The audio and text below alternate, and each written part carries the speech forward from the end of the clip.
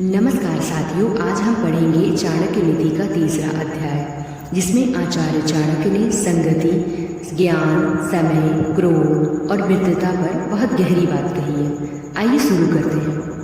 पहला श्लोक। सज्जनम संगतम कुर्याद दुष्टम दूरम समाचरे। अर्थात मनुष्य को चाहिए कि वह सज्जनों की संगति करे और दुष्ट लोगों से दूरी बनाए। उदाहरण के तौर पर जिस तरह मिट्टी में रखे फूल से भी खुशबू आने लगती है, उसी तरह अच्छे लोगों की संगति से हमारे भीतर अच्छाई आती है और बुरी संगति अच्छे से अच्छे इंसान को भी धीरे धीरे बिगाड़ देती है। जैसे कि एक छात्र अगर अच्छे मित्र के साथ है तो मेहनती और अनुशासित बनेगा, लेकिन यदि गलत मित्र मंडली में पड़ गया तो पढ़ाई छोड़कर बुरी आदतों में फंस जाएगा। इसलिए संगति जीवन की दिशा तय करती है। दूसरा श्लोक। विद्याहीन पशुरेव नृपते सेवक। अर्थात विद्या से हीन मनुष्य राजा का सेवक होते हुए भी पशु के समान है। उदाहरण के तौर पे धन और पदवी बिना ज्ञान के अधूरी है। धन और पदवी बिना ज्ञान के अधूरी है। अगर किसी के पास शक्ति और संपत्ति है लेकिन विवेक नहीं, तो वह समाज का भला नहीं कर सकता। जैसे कोई राजा हो लेकिन वह न्याय न समझे, धर्म न जाने, तो उसकी प्रजा दुखी हो जाएगी। आज भी हम देखते हैं, बड़ी कुर्सी पर बैठा हुआ व्यक्ति अगर शिक्षित और समझदार न हो तो समाज का नुकसान होता है। इसलिए कहा गया है कि विद्या ही मनुष्य को असली मनुष्य बनाती है। तीसरा श्लोक। काल सर्वस्य भज्यति। अर्थात समय सबको निगल जाता है। उदाहरण के तौर पर समय सबसे बड़ा बलवान है। कितने ही साम्राज्य और राजा हुए, लेकिन समय ने सबको समाप्त कर दिया। जैसे कि महान राजा रावण, शक्तिशाली सम्राट अशोक और आज़ादी से पहले अंग्रेज, सभी का वजूद समय ने बदल दिया। इसलिए जो इंसान समय का कद्र नहीं करता वह जीवन में कभी सफलता नहीं पा सकता। चौथा श्लोक। क्रोधेन नाश्यते सौख्यम। अर्थात क्रोध से सुख और शांति नष्ट हो जाती है। उदाहरण के तौर पर क्रोध में इंसान वह बोल देता है जो उसके दिल को तोड़ देता है। एक पिता अगर क्रोध में बच्चे पर कठोर शब्द बोले तो बच्चा का आत्मविश्वास टूट जाता है। पति पत्नी में गुस्सा रिश्ते को कमजोर कर देती है। इसलिए चाणक्य कहते हैं कि जो व्यक्ति अपने क्रोध को जीत लेता है वह सच्ची और सच्चा विजेता है। वही सच्चा विजेता है। पांचवा श्लोक। सखा दुखे सुखे च सः। सखा दुखे सुखे च यः। सखा दुखे सुखे, सखा दुखे सुखे, सखा दुखे सुखे च यः। अर्थात सच्चा मित्र वही है जो सुख और दुख दोनों में समय साथ दे। उदाहरण के तौर पे आजकल कई दोस्त ऐसे मिलते हैं जो सिर्फ मौज मस्ती में साथ रहते हैं, लेकिन कठिनाई आने पर दूर हो जाते हैं। जैसे कि अगर आपके पास पैसा है तो सब दोस्त हैं, लेकिन मुश्किल आने पर सिर्फ एक दो सच्चे दोस्त खड़े रहते हैं। इसलिए चाणक्य ने कहा कि सच्चा मित्र पहचानना ही सबसे बड़ी बुद्धिमानी है। छठा श्लोक। वाणी रत्नम मनुष्याणाम। वाणी रत्नम मनुष्याणाम। अर्थात मनुष्य की सबसे बड़ी संपत्ति उसकी वाणी है। उदाहरण के तौर पे मधुर वाणी से दुश्मन भी मित्र बन सकता है और कटु वाणी से अपना भी पराया हो जाता है। जैसे कृष्ण ने अपनी वाणी से अर्जुन को गीता का ज्ञान दिया और उसकी सोच बदल दी। इसलिए हमें अपनी वाणी पर संयम रखना चाहिए। आज का अंतिम श्लोक। धैर्यं सर्वेषु करणीयम्। अर्थात हर काम में धैर्य रखना चाहिए। धैर्य ही सफलता की कुंजी है। जैसे किसान बीज बोने के बाद तुरंत फल नहीं पाता, लेकिन धैर्य रखकर मेहनत करता है और उसकी फसल काटता है। इसी तरह जीवन में हर काम में धैर्य आवश्यकता है। दोस्तों, इस अध्याय से हमें यह बात सीखने को मिली है। नंबर पहला, अच्छी संगति जीवन को ऊपर उठाती है। नंबर दूसरा, विद्या बिना मनुष्य अधूरा है। नंबर तीसरा, समय सबसे शक्तिशाली है। नंबर चौथा, क्रोध से बचना चाहिए। नंबर पांचवा, सच्चे मित्र की पहचान कठिन समय में होती है। नंबर छठा, वाणी मनुष्य की सबसे बड़ी पूंजी है। नंबर सातवां, धैर्य ही सफलता की असली चाबी है।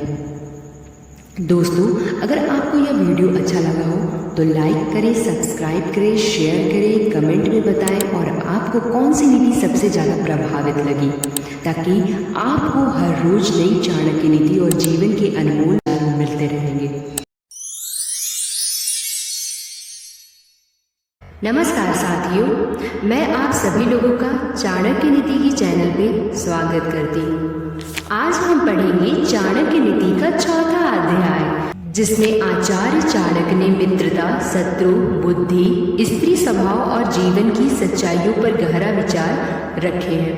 आइए शुरू करते हैं। मूर्खस्य पयस्य चिन्हानि गर्भो दुर्वम चरम तथा क्रोधस्य दृढ़वादस्य परवाक्येषु निष्ठुरम्। अर्थात मूर्ख व्यक्ति की 5 पहचान होती हैं: गर्व करना, कटु वचन बोलना, क्रोध करना, हठपूर्वक बात करना और दूसरों की बातों पर कठोर प्रतिक्रिया देना। जैसे कि मूर्ख इंसान को पहचानने के लिए हमें बहुत दूर देखने की जरूरत नहीं है।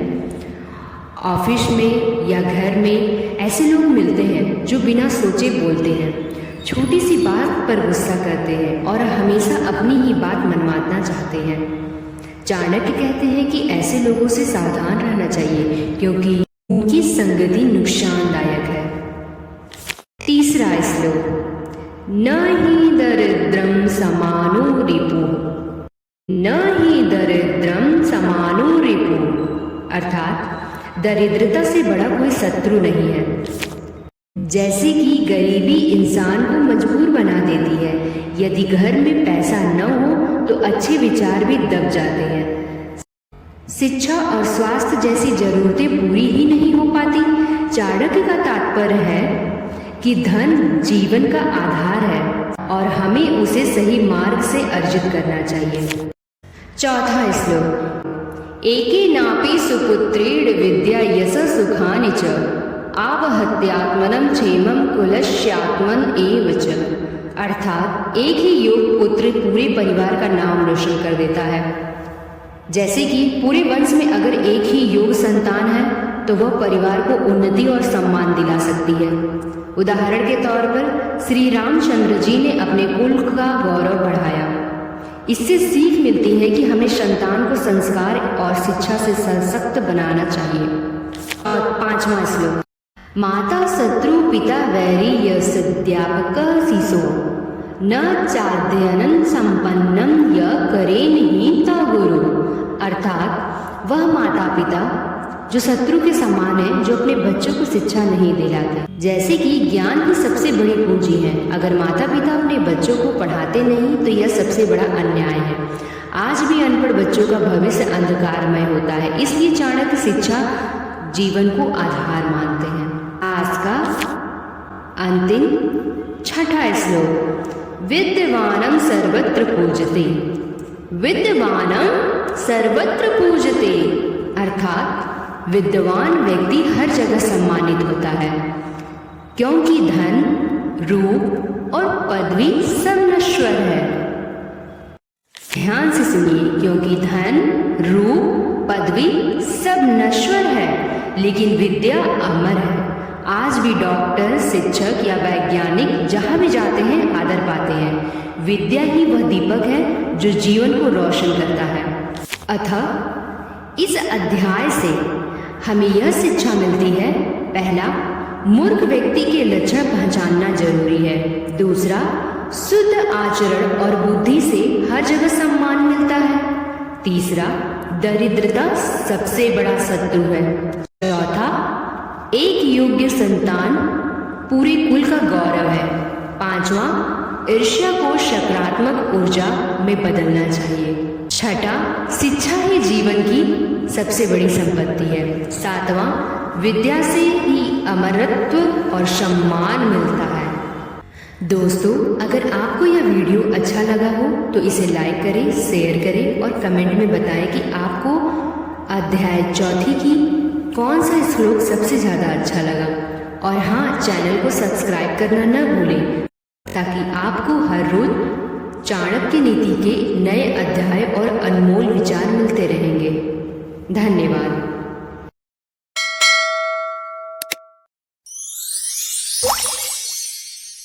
नमस्कार साथियों, आज हम पढ़ेंगे चाणक्य नीति का 5वां अध्याय।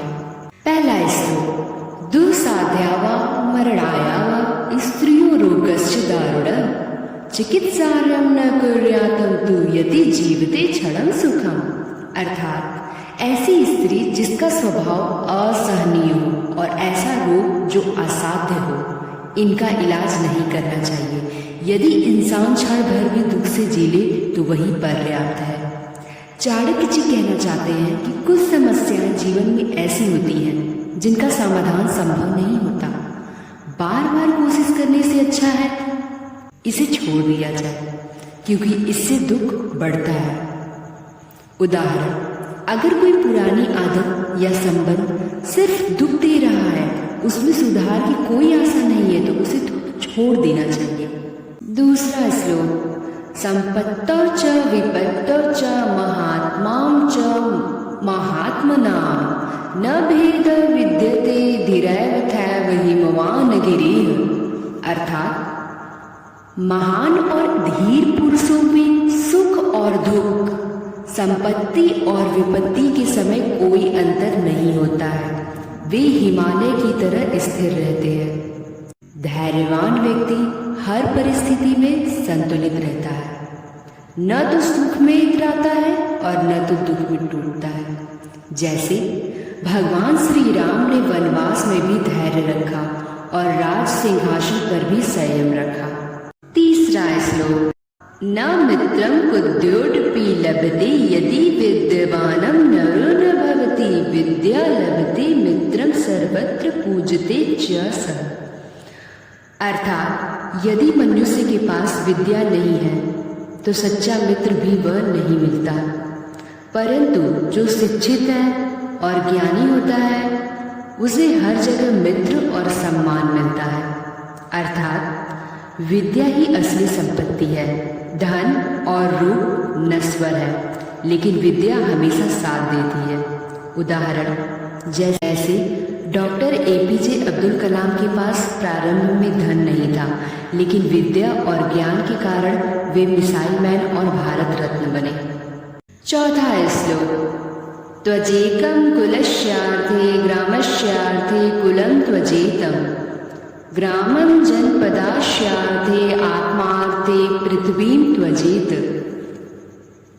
अर्थात कुल यानी कि परिवार की रक्षा के लिए हम एक व्यक्ति का त्याग कर देना चाहिए। गांव की रक्षा के लिए एक परिवार का त्याग करना चाहिए। राज्य की रक्षा के लिए गांव का त्याग करना चाहिए और आत्म की रक्षा के लिए संपूर्ण पृथ्वी का त्याग करना चाहिए। अर्थात यह श्लोक सर्वोपरि आत्म कल्याण की शिक्षा देता है। यह श्लोक सर्वोपरि आत्म कल्याण की शिक्षा देता है। हमें हमेशा बड़े उद्देश्य को ध्यान में रखकर छोटे स्वार्थों का त्याग करना चाहिए। जैसे स्वतंत्रता सेनानियों ने देश की आज़ादी के लिए अपना जीवन तक बलिदान कर दिया। अतः इस अध्याय से हमें ये ज्ञान प्राप्त होता है कि पहला, असंभव समस्याओं पर ऊर्जा बर्बाद मत करो। दूसरा, धैर्यवान व्यक्ति सुख दुख में समान रहता है। तीसरा, विद्या ही सबसे बड़ा धन है। चौथा, बड़े उद्देश्य के लिए छोटा स्वार्थ त्याग करना चाहिए। इन शिक्षाओं को अगर हम जीवन में अपनाएं तो सफलता और शांति दोनों हमारे साथ होंगी। धन्यवाद। अगर ये वीडियो आपको अच्छी लगी हो तो इसे लाइक करें, शेयर करें, सब्सक्राइब करें।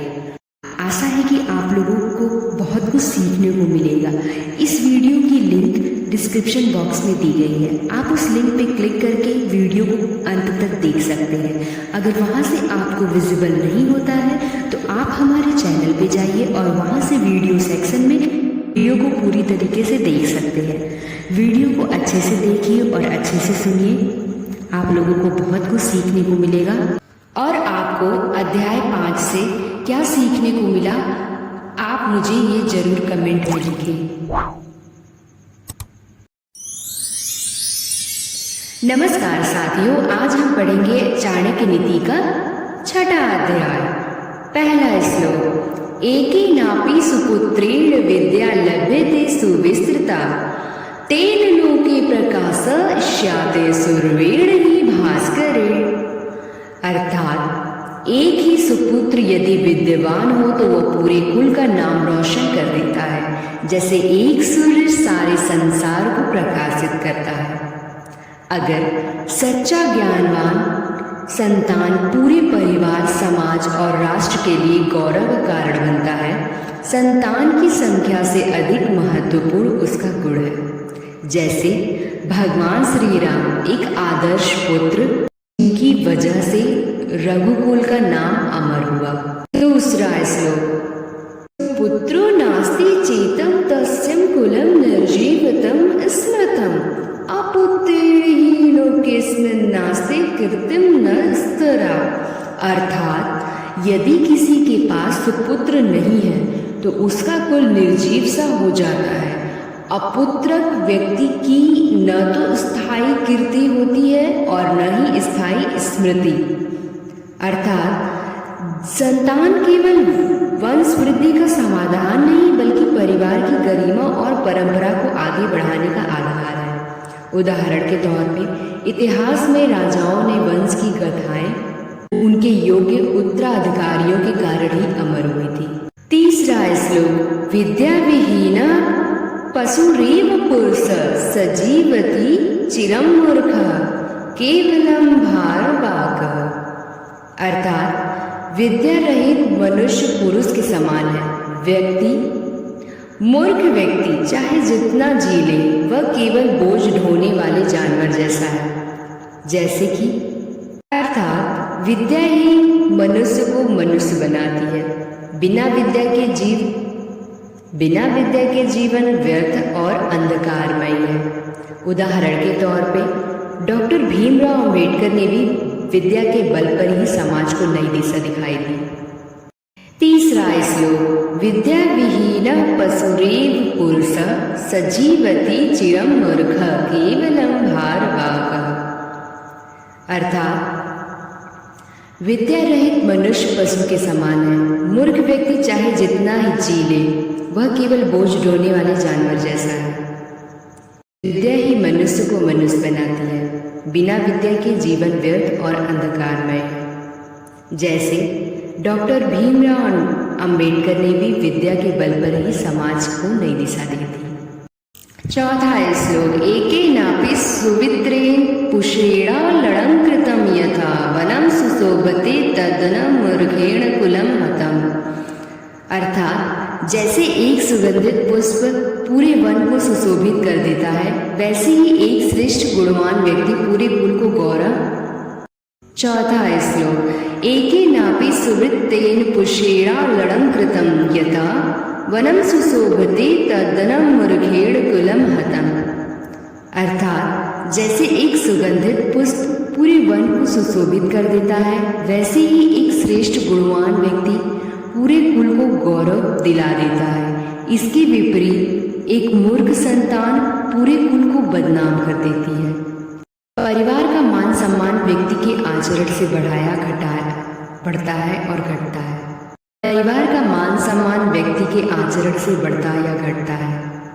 जैसे महाभारत में कौरवों के दुराचार ने पूरे कुरु वंश को कलंकित कर दिया। अतः हमें इस अध्याय से यह ज्ञान प्राप्त होता है कि पहला, एक गुणवान संतान सैकड़ों से श्रेष्ठ है। दूसरा, संतानहीन या मूर्ख संतान वाला कुल निर्जीव हो जाता है। चौथा, विद्या रहित मनुष्य पशु के समान है। चौथा, विद्यमान व्यक्ति पूरे वंश को गौरवान्वित करता है, जबकि मूर्ख से उसे कलंकित कर देता है। अगर आपको यह वीडियो पसंद आई हो तो लाइक करें, शेयर करें, सब्सक्राइब करें और कमेंट में अपनी बातें साझा करना न भूलें। आपको इनमें से कौन सी श्लोक अच्छी लगी इसके बारे में जरूर बताएं। धन्यवाद।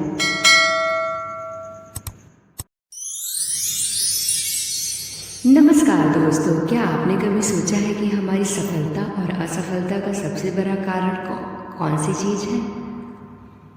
आज मैं आपको सुनाने जा रही हूँ चाणक्य नीति का अध्याय 7, जिसमें शिक्षा, लालच, रिश्ते और डर की सच्चाई बताई गई है। आइए शुरू करते हैं। पहला श्लोक, अविद्यायां न संस्कारः संस्कारेण च संस्कृते संस्कृतौ न च विद्या विद्वते न च नितिता। जहाँ शिक्षा नहीं वहाँ संस्कार नहीं, जहाँ संस्कार नहीं वहाँ संस्कृति नहीं, जहाँ संस्कृति नहीं वहाँ विद्या नहीं, और जहाँ विद्या नहीं वहाँ नीति नहीं। दोस्तों जरा सोचिए, अगर किसी बच्चे को पढ़ाई ही न मिले तो वह अच्छा बुरा कैसे समझेगा? शिक्षा ही हमारा जड़ है। जिस तरह पेड़ की जड़ मजबूत हो तो फल मीठे लगते हैं, उसी तरह अगर इंसान की शिक्षा पक्की हो तो जीवन भी सफल होता है।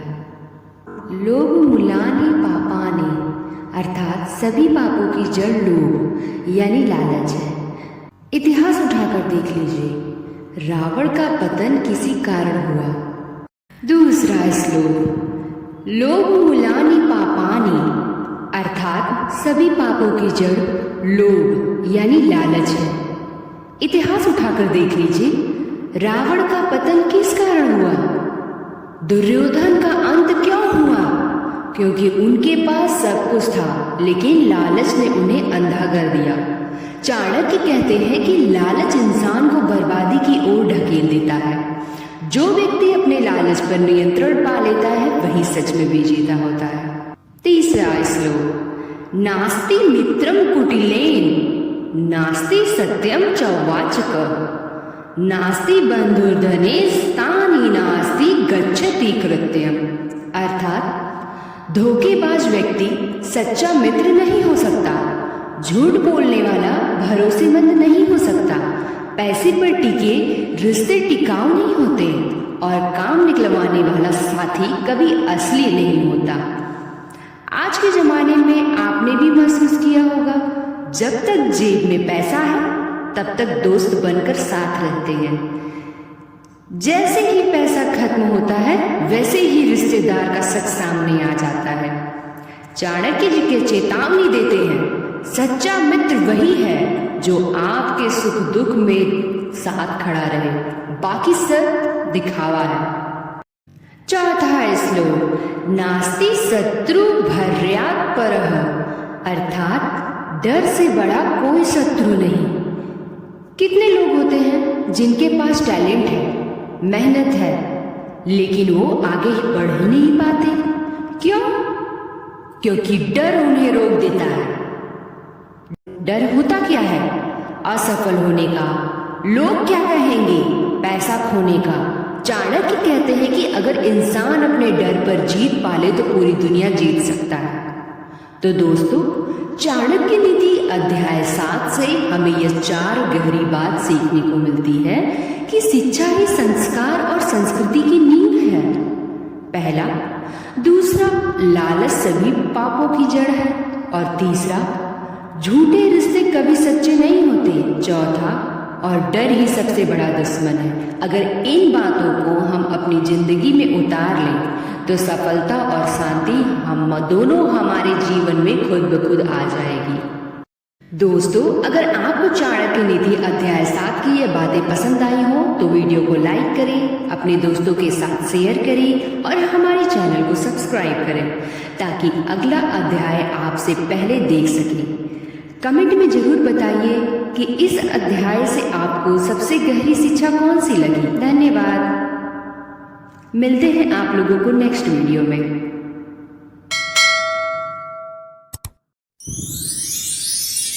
नमस्कार मित्रों, आपका स्वागत है चाणक्य नीति की इस विशेष अध्याय में।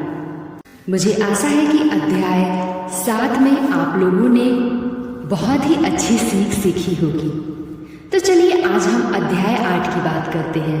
आज हम पढ़ेंगे अध्याय 8, जिसमें आचार्य चाणक्य ने जीवन, रिश्ते और आचरण से जुड़ी अमूल्य बातें बताई हैं। ये सिर्फ 2-4 लाइनें नहीं, बल्कि पूरा जीवन जीने का मार्गदर्शन है। तो आइए शुरू करते हैं। पहला श्लोक, नास्ति विद्या समम चक्षु, नास्ति सत्य समम तपः, नास्ति राग समम दुखम, नास्ति त्याग समम सुखम। अर्थात विद्या से बढ़कर कोई नेत्र नहीं है, सत्य से बढ़कर कोई तप नहीं है, राग अत्यधिक मोह से बढ़कर कोई दुख नहीं है और त्याग से बढ़कर कोई सुख नहीं है। चाणक्य जी कहते हैं कि शिक्षा हमें सही और गलत दिखाने का काम करता है। जैसे आंखों के बिना इंसान अंधा हो जाता है, वैसे ही विद्या के बिना जीवन अज्ञानमय हो जाता है। सत्य ही सबसे बड़ा तप है, क्योंकि असत्य से कुछ समय का लाभ तो मिल सकता है, परंतु स्थायी सुख कभी नहीं। मोह और आसक्ति की सारी दुखों की जड़ है वही त्याग, चाहे वो छोटी सी चीज का हो या भीतर गहरा सुख देता। उदाहरण जैसे कि साधारण छात्र जिसने कठिनाई के बावजूद पढ़ाई नहीं छोड़ी, वही आगे चलकर समाज में सम्मान पाता है। त्याग का उदाहरण, एक माँ अपनी इच्छाओं का त्याग कर बच्चे का भविष्य बनाती है और यही त्याग उसे सच्चा सुख देता है। दूसरा श्लोक, अत्यंत प्रियात्मम प्रातम सर्वत्र वर्जेत प्रियम, हि प्रत्यति भारेण भवति प्रीति रात्मानि। अर्थात अत्यधिक प्रिय भी हर जगह नहीं होना चाहिए, क्योंकि अति प्रीति कभी कभी बोझ बन जाती है और सामने वाले के मन में दूरी पैदा कर देती है। जैसे रिश्तों में संतुलन जरूरी है। अधिक मोह माया या प्यार कई बार दूसरे को बंधन जैसा लग सकता है। चाणक्य जी का इशारा है कि चाहे दोस्त हो या प्रेम हो या पारिवारिक संबंध, उसमें मर्यादा और संतुलन बनाए रखना सही है। उदाहरण के तौर पर हम देखते हैं कि कई बार माता पिता बच्चों पर इतना अधिकार कर लेते हैं कि बच्चे आज़ादी महसूस ही नहीं कर पाते। वहीं जहां संतुलन होता है वहां प्यार लंबे समय तक चलता है। बढ़ते हैं तीसरे श्लोक की तरफ। तीसरा श्लोक, सत्यम बुर्यातम प्रियम बुर्या, सत्यम बुर्यातम प्रियम बुर्याना। अब बढ़ते हैं तीसरे श्लोक की तरफ। तीसरा श्लोक, सत्यम बुर्यातम प्रियम बुर्यानम बुर्यात सत्यम प्रियम प्रियम च नात्रतम बुर्यादेश धर्म संतान। अर्थात सत्य बोलो, प्रिय बोलो, लेकिन ऐसा सत्य मत बोलो जो अप्रिय लगे, और प्रिय वचन बोलो परंतु झूठ न बोलो। यही सनातन धर्म है, यही सनातन धर्म है। फिर से सुनिए आप लोग, सत्य बोलो, प्रिय बोलो, लेकिन ऐसा सत्य मत बोलो जो अप्रिय लगे, अप्रिय वचन बोलो परंतु झूठ न हो। यही सनातन धर्म है। चाणक्य जी यहाँ वाणी की मेहनत पर जोर दे रहे हैं।